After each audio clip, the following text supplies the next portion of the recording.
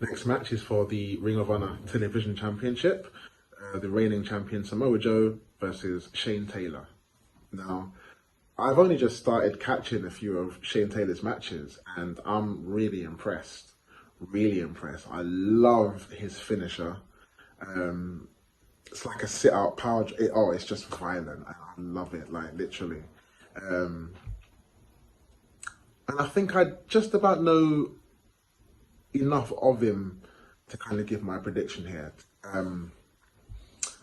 Because you see, I've seen him in matches where he's dominated, and I've seen him in matches where he's shockingly lost. And in terms of experience and all that kind of thing, I think Samoa Joe just kind of tops it a little bit, you know. I have nothing against where Shane Taylor has been prior to AEW and Ring of Honor, but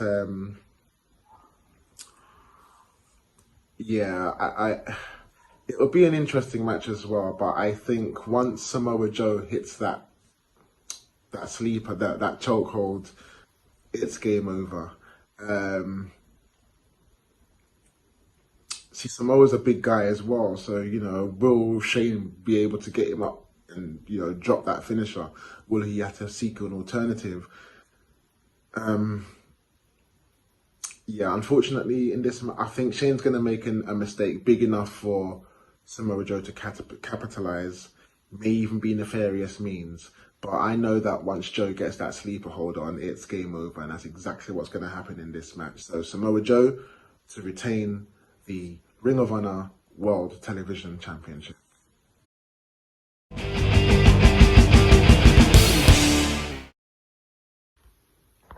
Okay, so the next prediction is for the TBS Women's Championship. The reigning defending champion, Kris Statlander versus Ruby Soho. Now, this could be interesting because if Ruby were to beat Kris Statlander, then she and Saraya would be holding titles where Toni Storm would not. Now, we didn't get much off of Dynamite this week, the Go Home show, again, only a week to promote these matches. So I don't really know where they stand as a group, and there's still questions and answers, obviously, after the confrontation with Toni Storm and Saraya, but yeah, it left us with nothing. At the same time, Kris Statlander has only had a couple of title defenses, and she needs a rivalry now to put some more prestige on that title. You know, a rivalry which is so built that the title is now involved, like, you know, she's putting the title on the line in order to fight this person to get that match. You know, we need that rivalry. The interest of the TBS title for me has kind of gone down since Jade Cargill lost it. There was so much interest, like who's her next match, who's her next opponent, will she beat her, who's going to beat her? And then we finally get someone that beats her in Kris Statlander, and it's just gone down. So if this is the start of a wonderful fighting championship title reign and defense, then let it start with Ruby Soho and then build. You know, who knows who could be the next opponent? Maybe Britt Baker, as she failed to win the AEW Women's title. Yeah, I think they shouldn't put a damper on Kris Statlander's title reign, because then her whole comeback and her beating Jade Cargill would have just been in vain, you know. I know Jade needed a rest, but we need to put some more prestige, not only on the title, but on Kris Statlander's name as well. So my prediction is Kris Statlander to retain the TBS Women's Championship.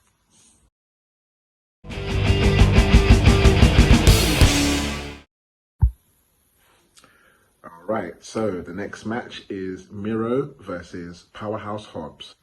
Miro has been MIA for a minute now, and he's only just getting back into the picture.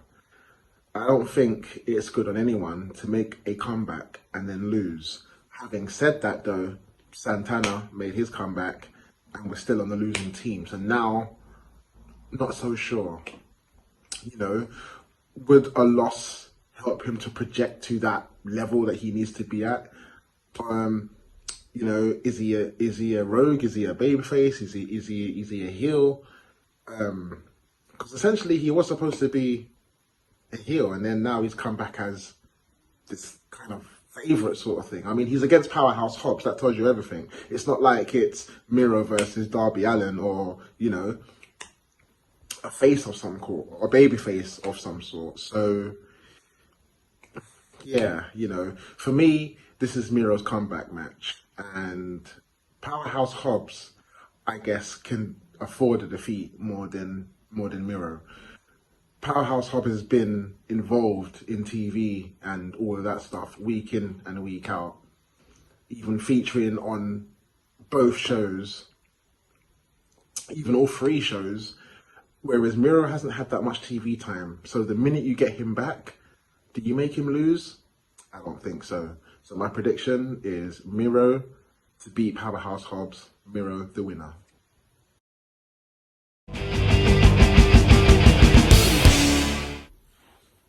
Next prediction is for the International Championship, the reigning defending champion, Orange Cassidy versus John Moxley of the Blackpool Combat Club. Orange Cassidy has been on one incredible title run, defending it week in, week out. The longest reigning champion now. Defended it, I think, probably 4 times as much as Puck did, as long as he held that title for. And he had some matches not the level of Orange Cassidy. I mean, when I think of that title now, I think of Orange Cassidy. I don't even think of Puck anymore.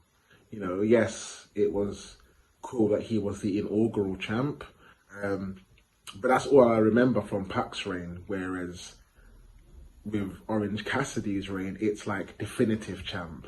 It's like fighting champ. It's like still your reigning champ and undefeated since he's won that championship as well. You know, everyone's talking about the head of the table's reign, but that's obvious when you've been kind of handpicked like that. Whereas Orange Cassidy has just represented not only the company, but that title. It's got prestige. It's got, you know what, it's the title to win. I even would say that's the title to win above the TNT title, which has a longer prestige than the International Championship. But here we are, you know. In my eyes, next to the B&B, or the Triple B, as MJF calls the AEW World Championship, the second most prestigious title for me is that International Championship.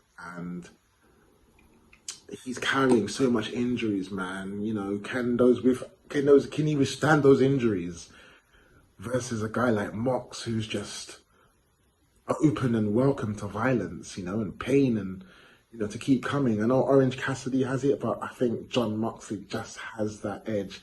And unless it's one of them kind of shock roll-up pins, and this is what it means. It's that hard to predict who would win this, because he's been such a fighting champion, such a great champion. I don't even want him to lose. You know, I would love for him to retain, but unfortunately, I don't know whether it's going to be by nefarious means or what. But I'm actually going to predict for John Moxley to win this match.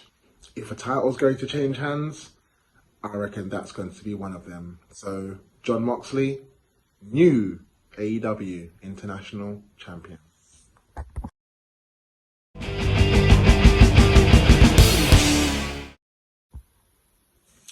Next prediction is for Eddie Kingston, the New Japan Openweight Champion, and Shibata versus the Blackpool Combat Club in Claudio Castagnoli and Wheeler Yuta.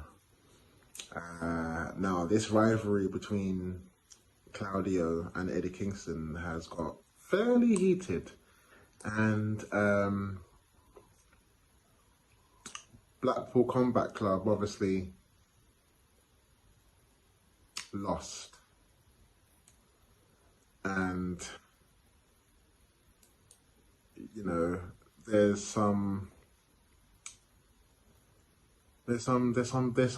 unfinished business between the two of them. So I was just thinking in my mind, you know, who gets the better of who. And the fact that this is a tag team match, I can literally see Eddie Kingston and Claudio getting into a scuffle, fighting all the way up the apron, up the ramp, sorry, backstage, or fighting on the outside, or fighting in the crowd, and then it just being left to Shibata and Wheeler Yuta. And I think that's what's going to happen in this match.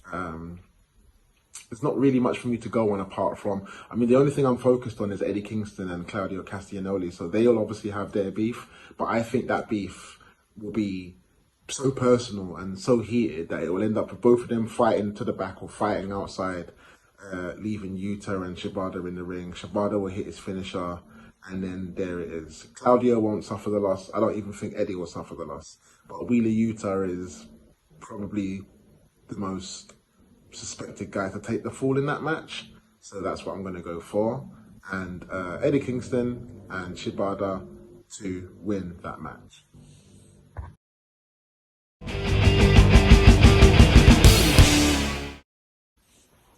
So the next prediction is for the Ring of Honor World Tag Team Championships.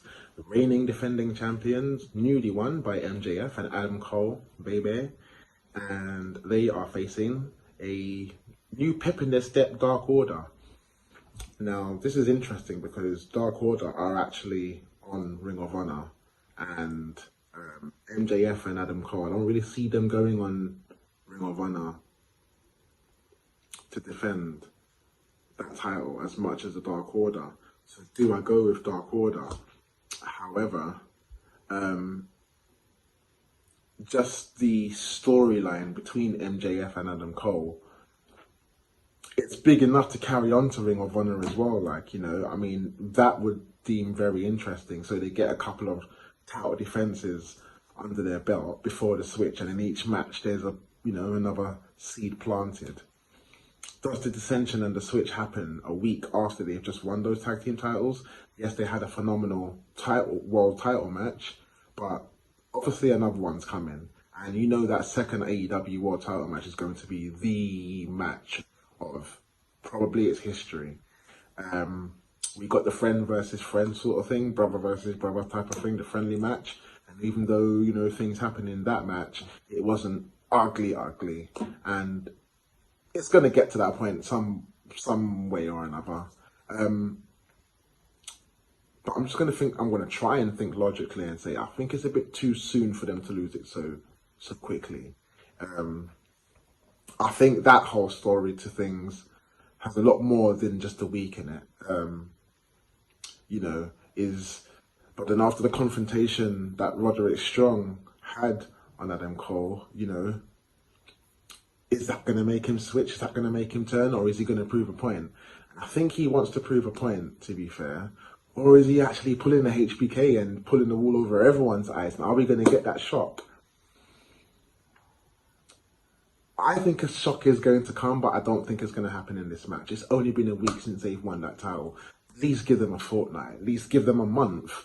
Build that story like how we like to see, you know, because then it will really be something, you know, to keep people guessing.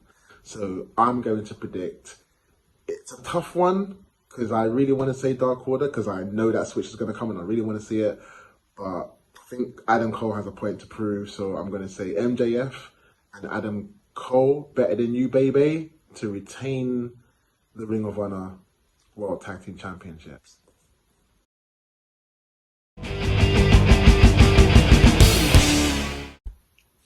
So this prediction is for the TNT Championship. The reigning defending champion, Luchasaurus, although Christian's running around with it around his waist like it actually is. It's so hysterical. But this is the best version of Christian I've seen in a long time. going back to his Impact TNA days, you know, this is a great Christian that we're getting right now. And I know at some point that situation with who really is the champion is going to clash. At some point, it's going to cross. It's just a matter of when. Now,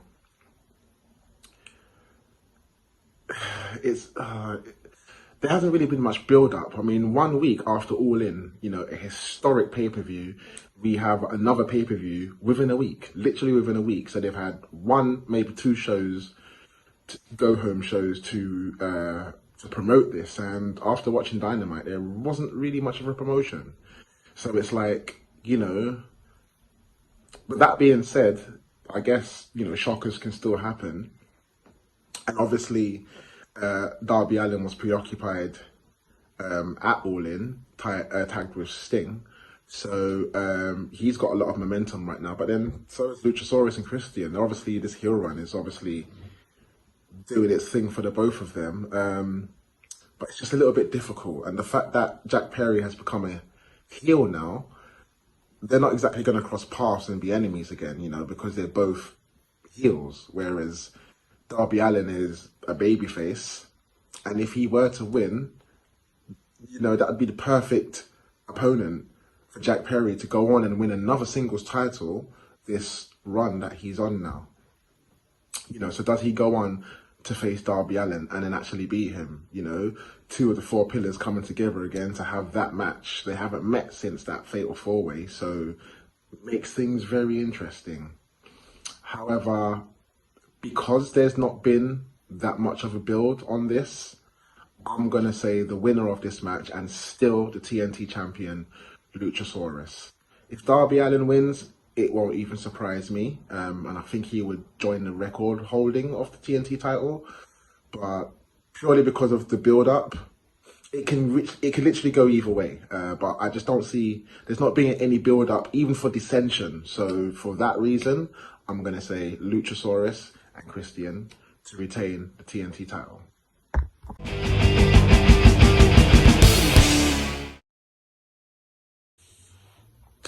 Next prediction is for Bullet Club Gold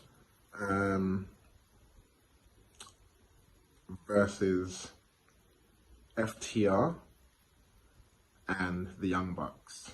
FTR Gold, so we've got the Guns, we've got Jay White, and we've got Juice Robinson versus FTR and the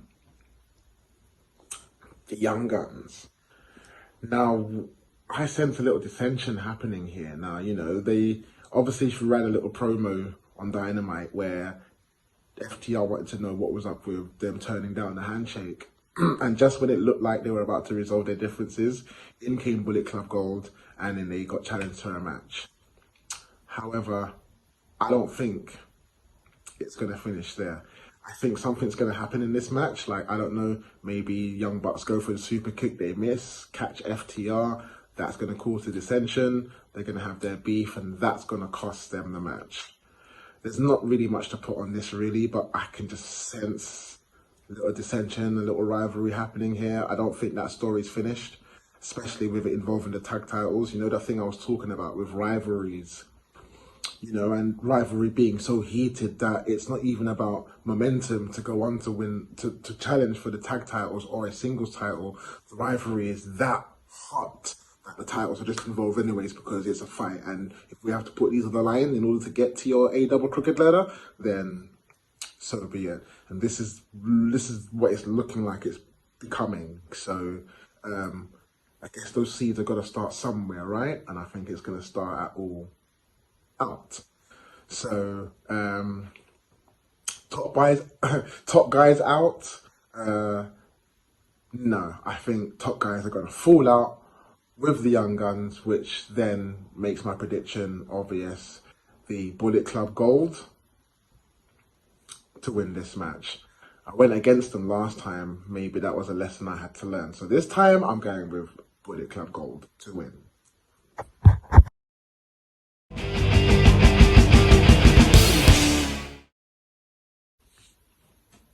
Next prediction is for Kenny Omega versus Kenosuke Takeshita. And this is very interesting because it's not been great. It's not been real great for the Elite, really, has it? The turning of Don Callis and, losing at All In as well to the Bullet Club Gold. Yeah, it's been really tough for the Elite. Most importantly, Kenny Omega, he's lost the New Japan Pro Wrestling United States champion, which is now the UK championship under Will Ospreay, but he's lost that. He's lost the tag team match. Yeah, it's been real hard, and I think it's about time that a few receipts be handed out now. Surely he's got to get one back now. He's got a singles match. It's back to his main profession, which is a singles match, which is his speciality. But with Don Callis, it can just be a little bit too emotional, you know? Will his emotions throw him over again and cost him the match? Or will his emotions keep him focused to win, to show Don Callis, yeah, you know what? Now I'm done with him. I'm coming for you soon. And there's got to be a turnaround here now, you know? And after the disappointing loss at All In, I think it's time for Kenny Omega to have that turnaround. So I'm going to predict Kenny Omega to beat Inosuke Takeshita. It'll be a very close call. This might even be one of the matches that steal the show. But regardless, I think a receipt is due. So Kenny Omega for the win.